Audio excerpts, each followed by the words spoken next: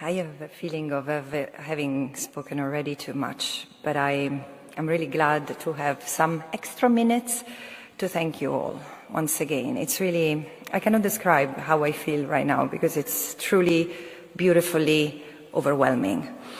And I stand before you humbled and uneasy, humbled by this honor, and uneasy because this recognition comes at a time of profound pain and danger.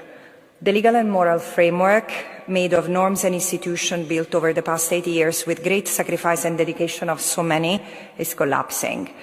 That framework, imperfect as it has always been, emerged from immense destruction with a clear ambition to ensure that power would be constrained by the law and that no state or actor would stand beyond accountability. And while it has surely not protected everyone equally, it has so far protected many of us from the scourge of another world war. Today that protection is being crushed. Rules are ignored or bluntly violated with unprecedented, ostentatious impunity. While some people die, others get enriched by death and misery, ostentatiously. Against this background, this honorary doctorate carries profound weight. Beyond a personal acknowledgement, for me, this is a statement that the pursuit of justice matters. In the last years, I've asked myself almost every day, how can we emerge from this moral abyss that Palestine, after a century of colonial violence and dispossession, physical, psychological, epistemic, so painfully epitomizes today? How do we rebuild a world in which law restrains power for real rather than serving it? How do we stop the normalization of injustice? And in this effort, I've looked at universities for possible hope.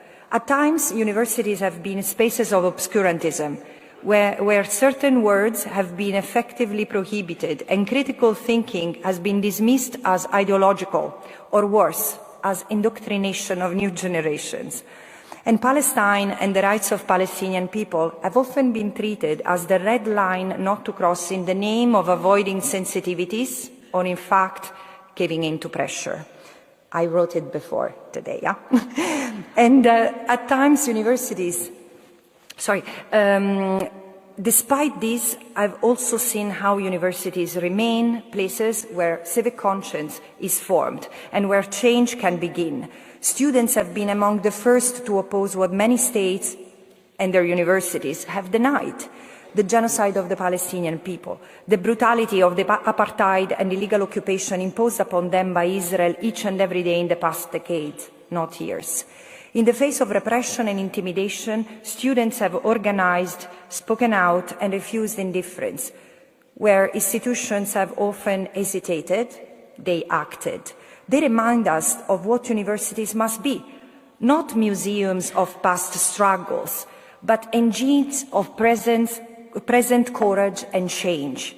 To the institutions honoring me today, I say this: let this honor not be a gesture without consequence. Let it be the beginning. Because to recognize my work is also to recognize a people whose struggle has become a test of our collective integrity. And Palestine today is a mirror, a test of whether international law is universal or selective, whether human rights are principles or destined to remain privileges for some. It forces us to confront uncomfortable truths about colonial legacies that persist, about systems of domination that endure, often under the language of security and order. And here, in Belgium, symbol of a continent whose colonial past continues to cast a long shadow, where there were once kings, queens, and priests crushing people's self-determination, today there is a web of multinationals, military and extractive industries that exploit people and resources. This moment resonates deeply. And it suggests a willingness not only to remember, but to reckon and to take a stand. So to the rectors of these universities, Professor Leers, Professor De Sutter, Professor Dankert, with heartfelt gratitude to you, I say, You have the power and responsibility to influence what your universities are.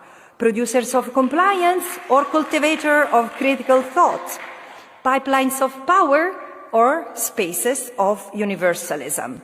This moment requires universities to stand as bulwarks against lawlessness and impunity, spaces where courage is protected, where knowledge serves not as domination, but liberation.